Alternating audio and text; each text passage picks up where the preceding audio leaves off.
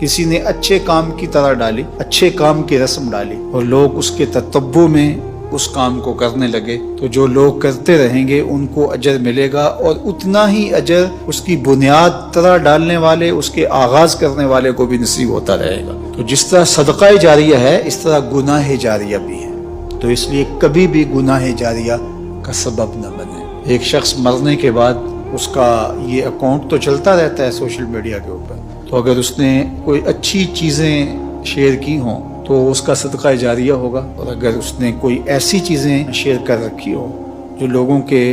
اخلاق کو بگاڑنے کا سبب ہے، فحاشی عریانی کو پھیلانے کا سبب ہے، نفرت انگیزی کا ذریعہ ہے، تفریق، تشتت اور اختلاف کا ذریعہ ہے، امتوں کو توڑنے کا ذریعہ ہے، تو پھر اس کا گناہ جاریہ اس کو پھر ملتا رہے گا۔ تو ہمیشہ خیر کے کام کریں،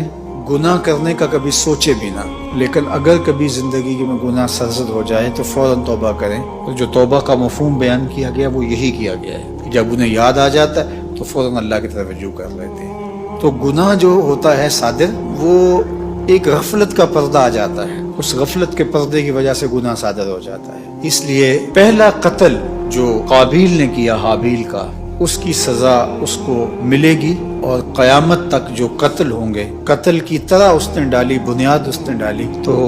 اس کے کھاتے کے اندر اس گناہ کو بھی درج کیا جاتا ہے۔